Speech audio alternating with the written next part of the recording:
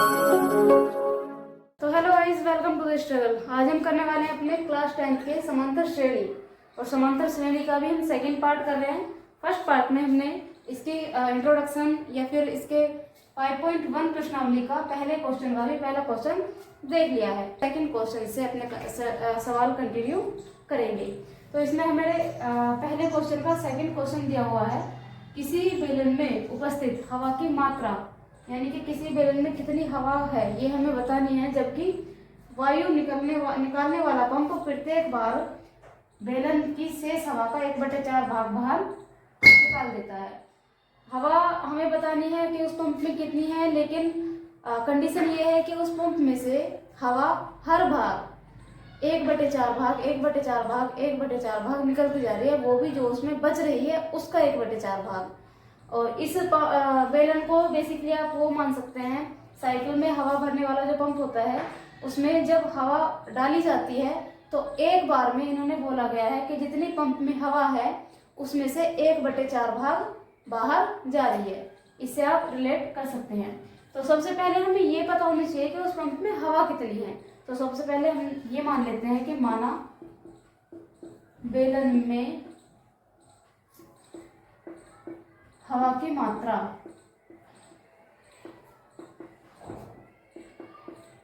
x है। तो बेलन में हवा की मात्रा हमारे पास कितनी है, x है। अब x है, अब इसकी 1/4 भाग पहली बार में निकल जाएगी। तो पहली बार में कितनी निकली, तो हम लिख सकते हैं पहली बार में बाहर निकली हवा, पहली बार में बाहर निकली है x का 1/4। तो पहले हम देख लेते हैं कि इसका 1/4 कितना आएगा। x का 1/4 यानी x/4। तो x थी हमारे पास, इसका 1/4 बाहर निकल गई, तो बची कितनी। तो हम देख लेते हैं x में से भी x का 1/4 जो कि हमारे पास आया x/4 निकल गई है। तो कितनी बची है, पहली बार में शेष बची है x में से 1/4 हम माइनस कर देंगे। तो 4 के x में मल्टीप्लाई करेंगे 4x, और 4x में से अगर हम 3x माइनस करेंगे तो हमारे पास आएगा 4x में से 1x माइनस करके हमारे पास आएगा 3x/4। तो ये हमारी शेष हवा बच गई है एक बार के हवा निकलने के बाद। अब हम देख लेते हैं कि पहली बार में बाहर निकली हवा x/4 थी, तो दूसरी बार में बाहर निकली हवा कितनी होगी। दूसरी बार में बाहर निकली हवा हमारे पास हो जाएगी, अब दूसरी बार में जो बाहर निकलेगी वो 3x/4 में से निकलेगी, क्योंकि उस पंप में हवा 3x/4 बची है। तो 3x/4 तो उसमें हवा बची है, और 3x/4 का भी 1/4 वो बाहर निकल जाएगी। तो ये हो जाएगा हमारा 3x, ऊपर मल्टीप्लाई करिए 3x एकम 3x और 4 चौक 16। तो 3x/4 में से भी 3x/16 बाहर निकल जाएगी। तो हम क्या करेंगे, इसमें से माइनस कर लेंगे 3x/4 में से 3x/16, क्योंकि ये वाली वायु इस वाली वायु में से बाहर निकल गई है। तो बचेगी कितनी, यानी कि हमारे पास फिर शेष बचेगी दूसरी बार के बाद एलसीएम आ जाएगा 16 इसका 4 चौक 16, तो 3 चौक 12, ये हो गया ऊपर 12x, और माइनस का ये हो जाएगा हमारे पास 3x। तो 12x में से 3x माइनस करेंगे, ये बचेगा 9x/16।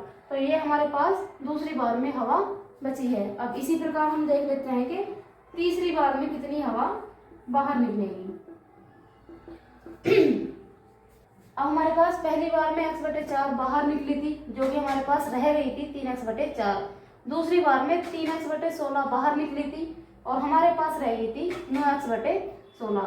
अब इसका भी 9x/16 का भी 1/4 क्या होगा, बाहर निकल जाएगा। तो ये हो जाएगा 9x के 1 में मल्टीप्लाई करेंगे 9x, और 16 चौका 64, इतनी हमारे पास बाहर निकल चुकी है। तो 9x/16 में से भी 9x/64 बाहर निकल चुकी है। तो अब हमारे पास बची कितनी है, तो इसमें शेष हमारी तीसरी बार के बाद शेष बची है 9x और 16 और 64 का एलसीएम आ जाएगा हमारे पास 64, 16 चौका 64, तो 9 चौक 36, 36x माइनस 64 एकम 64, तो 9x एकम 9x, 36x में से 9x माइनस करेंगे, ये बचेगी 27x/16। 64। तो ये हमारी थर्ड टाइम बाहर निकलने के बाद बची है, ये हमारी बची थी सेकंड टाइम बाहर निकलने के बाद, और ये हमारी बची थी फर्स्ट टाइम बाहर निकलने के बाद। तो ये हमारी मतलब 3 हमने कर लिया है। अब इसने ये नहीं बोला हुआ है कि कितनी बार हमने पंप से मतलब हवा बाहर निकाली है, सिर्फ ये दिया गया है कि ये 1/4 जितनी भी बच रही है उसका 1/4 बाहर निकल रही है। और हमारे पास पहले जो बची थी, हमारे पास पहले x थी, फिर उसके बाद हमारे पास कितनी बची, 3x/4 बची। उसके बाद हमारे पास कितनी बची, 9x/16 बची। उसके बाद हमारे पास कितनी बची, 27x/64 बची। ऐसे ही ये चलती जा रही है। तो श्रेणी तो ये है, चलती जा रही है भाई, श्रेणी तो है। अब ये हमारे पास समांतर श्रेणी है या नहीं है, ये हम ज्ञात करेंगे सर्वांतर से। अगर इनका सर्वांतर बराबर होगा तो समांतर श्रेणी है, वरना नहीं है। अब ये श्रेणी है तो हम इसे कह सकते हैं A1, ये हो सकता है A2, A3, A4 एंड ऐसे ही ये हमारे पास चलती जा रही है। तो सर्वांतर हम कैसे निकालते हैं, सर्वांतर हम निकालते हैं A2 माइनस A1, जो आए वही हमारे पास A3 माइनस A2 आना चाहिए, और वही हमारे पास A4 माइनस A3 आना चाहिए। इस तरह से हम सर्वांतर निकालते हैं। तो A2 हमारे पास क्या है, 3x/4 माइनस A1 क्या है, x। माइनस करते हैं 4x की 4 की x मल्टीप्लाई करेंगे, हमारे पास हो जाएगा 4x, और 3x में से 4x माइनस करेंगे तो बचेगा माइनस का 1x/4। तो ये हमारे पास पहला सर्वांतर है। अब हम देख लेते हैं दूसरा सर्वांतर। A3 हमारे पास कितना है, 9x/16। इसमें से माइनस करना है A2 क्या है, 3x/4। तो इनका तो एलसीएम लेना पड़ेगा, एलसीएम लेंगे हम 4 आएगा, तो सॉरी 16 आएगा। तो 16 एकम 16, 9x एकम 9x, माइनस 4 चौक 16, तो 3 चौक 12, तो ये होगा 12x। 12x में से 9x घटाएंगे तो ये बचेगा 3x, और क्योंकि माइनस के ज़्यादा थे तो माइनस का 3x/16। अब हमने देखा यहाँ हमारा सर्वांतर आया है सेकंड टाइम में माइनस का 3x/16। फर्स्ट टाइम में हमारा सर्वांतर आया था माइनस का x/4। तो ये तो सर्वांतर ही हमारा बराबर नहीं आ रहा है, यानी ये समांतर श्रेणी नहीं होगी। तो हम यहाँ कह सकते हैं कि ये समांतर श्रेणी नहीं है।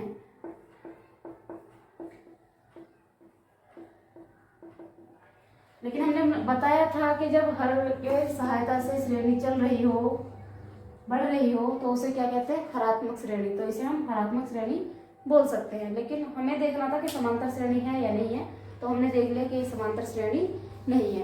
अब हम इसका थर्ड क्वेश्चन करते हैं। तो इसका थर्ड क्वेश्चन है, प्रत्येक मीटर की खुदाई के बाद एक कुएं खोदने में आई लागत, यानी जबकि प्रथम मीटर खुदाई की लागत 150 रुपये है, और बाद में प्रत्येक मीटर की खुदाई की लागत 50 रुपये बढ़ती जाती है। अगर हम 1 मीटर की खुदाई करेंगे तो 150 रुपये लगेंगे, लेकिन उसके बाद अगर 2 मीटर गए तो 50 रुपये बढ़ जाएंगे, फिर 2 मीटर गए तो 50 और बढ़ जाएंगे, सॉरी 3 मीटर गए, 4 मीटर गए तो 50 और बढ़ जाएंगे। ऐसे हमारे 50-50 रुपये बढ़ते जा रहे हैं। तो सबसे पहले हम देख लेते हैं 1 मीटर खुदाई में लागत हमारे पास है 150 रुपये। तो 2 मीटर खुदाई में लागत हमारे पास कितनी आएगी, 2 मीटर खुदाई में लागत लाने के लिए हमें 150 रुपये में 50 रुपये ऐड करने होंगे, क्योंकि 50-50 रुपये बढ़ रहा है, तो 200 रुपये आ गई। 3 मीटर खुदाई में लागत हमारे पास कितनी आएगी, तो 200 रुपये में भी हमें क्या करना होगा, 50 रुपये ऐड करने होंगे, तो 250 रुपये हमारी लागत आएगी।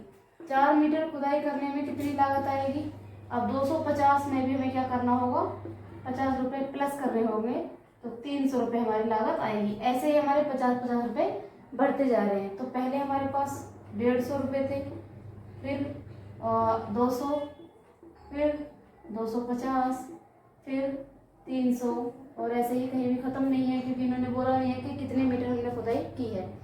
तो हमने देखा कि ये श्रेणी तो बन रही है। श्रेणी कैसे बन रही है, ये A1 हो गया, ये A2, ये A3, ये A4, और आगे भी चलता जा रहा है।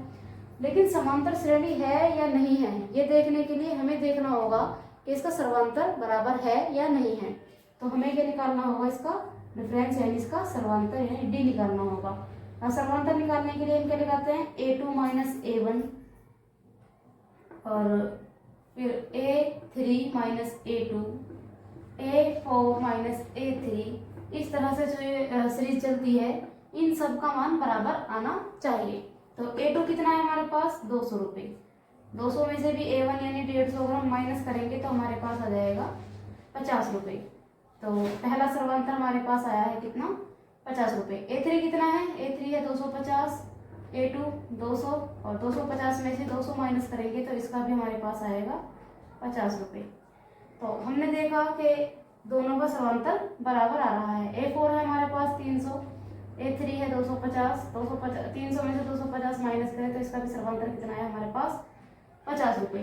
तो हमने देखा कि सर्वांतर बराबर आ रहा है, इसका मतलब ये समांतर श्रेणी है। तो हमें सिर्फ इतना लिख देना है, समांतर श्रेणी है। तो इस तरह से इसका थर्ड क्वेश्चन कंप्लीट होता है। अब हम देखते हैं इसका 5.1 के पहले क्वेश्चन का भी लास्ट क्वेश्चन यानी फोर्थ क्वेश्चन। तो इसका फोर्थ क्वेश्चन है, खाते में प्रत्येक वर्ष का मिश्र धन जबकि 10,000 रुपये की राशि 8% वार्षिक दर से चक्रवृद्धि ब्याज पर जमा की जाती है। तो हमें देखना है कि ये समांतर श्रेणी इससे बनती है या नहीं बनती है। सबसे पहले हम इसमें देख लेंगे कि हम ब्याज निकालते कैसे हैं, और वो भी चक्रवृद्धि ब्याज। तो चक्रवृद्धि ब्याज निकालने का हमारे पास फॉर्मूला होता है, मिश्र धन निकालने का हमारे पास फॉर्मूला होता है। मिश्र धन वो होता है जब पैसों के हमारे मूल जो पैसे हमने दिए हैं उनके साथ ब्याज भी ऐड होके आता है, तो वो मिश्र धन होता है यानी अमाउंट। मिश्र धन का फॉर्मूला होता है मूलधन यानी प्रिंसिपल, जिसे हम P से रिप्रेजेंट कर देते हैं, गुणा 1 प्लस में R होता है दर यानी रेट जो हमारे पास 8% है, बटे में 100 और इसकी घात भी होती है n का मतलब होता है इसमें टाइम। तो इस फॉर्मूले से हम चक्रवृद्धि ब्याज के क्वेश्चंस को हल करते हैं। तो पहले वर्ष में अगर हम देखें तो ये हमारे पास हो जाएगा मिश्र धन 10,000 गुणा में 1 प्लस R बटे में 100 की घात 1, क्योंकि पहले वर्ष का हम ले रहे हैं। तो ये हमारे पास हो जाएगा 10,000 गुणा में 100 की 1 मल्टीप्लाई करेंगे 100 और 8 108 बटे 100, 2 0 से 2 0 कट जाएंगी तो ये हो जाएगा हमारे पास 10,800। ये पहले वर्ष में मिश्र धन हमारा आया है। इसी प्रकार अगर हम निकालें दूसरे वर्ष में, तो दूसरे वर्ष में 10,000 गुणा में 1 प्लस में R बटे 100, इस बार हम ले लेंगे 2, क्योंकि अब हमारे पास कितने हैं, 2 वर्ष का निकाल रहे हैं। तो ये हो जाएगा 10,000 गुणा में 100 की 1 मल्टीप्लाई करेंगे 100 की 8 मल्टीप्लाई 100 में 8 प्लस कर दिया तो 108 बटे 100, लेकिन 2 घात थी तो इस बार ये 2 बार मल्टीप्लाई में लिखा जाएगा। अब हमने देखा 2 0 से 2 0 कट गई, इन 2 0 से ये 2 0 कट गई, यानी 100 इन दोनों की मल्टीप्लाई करके हमारे पास आएगा 11,664। तो ये हमारे पास दूसरे वर्ष का हो चुका है। आगे इसी प्रकार निकाल लेते हैं तीसरे वर्ष में। तो इस बार 10,000 गुणा में 1 प्लस में R बटे में 100 और इस बार हो जाएगा 3 समय 3 वर्ष का अब हम ले रहे हैं। तो 10,000 गुणा में ये 100 एकम 100 और 8 108 बटे 100 गुणा में 108 बटे 100 गुणा में 108 बटे 100। अब हम देखते हैं 2 0 से 2 0 कट गई, इन 2 0 से ये 2 0 कट गई, बीच वाली 0 कटती नहीं है। तो हमने देखा इसे भाग देंगे 4 से 27 बार, इसे भाग देंगे 4 से 25 बार। ये हमारे पास कैलकुलेशन करके आ जाएगा 12,597.12। तीसरे वर्ष का हमारे पास ये आ चुका है। अब हम देखते हैं कि समांतर श्रेणी है या नहीं है। श्रेणी तो आखिरकार ये बन रही है, क्योंकि सबसे पहले हमारे पास थे 10,000, फिर हो गए 10,800, फिर हो गए 11,664, फिर हो गए 12,597.12। तो ये मान लीजिए A1 है, ये A2 है, ये A3 है एंड ये A4 है, और श्रेणी कहीं खत्म नहीं है, ये भी अभी भी चल रही है। तो अब हम निकालते हैं इसका सर्वांतर कि ये समांतर श्रेणी है या नहीं है। तो सर्वांतर कैसे निकालेंगे, A2 minus A1, A3 minus A2 या फिर A4 माइनस A3, इस तरह से ये सब इक्वल आने चाहिए। तो A2 है हमारे पास 10,800 और 10,800 में से 10,000 माइनस करेंगे, कितना बचेगा हमारे पास 800। A3 है 11,664, 11,664 में से 10,800 हम माइनस करने वाले हैं। तो 4 में से 0 गई 4, 6 में से 0 गया 6, 6 में 16 में से 8 गया 8, तो ये हमारे पास 864 आया है। हमने देखा पहला सर्वांतर कितना था 800, दूसरा कितना आया है 864 आया है। तो ये सर्वांतर बराबर नहीं आ रहे हैं, इसलिए हम कह सकते हैं कि ये समांतर श्रेणी नहीं है।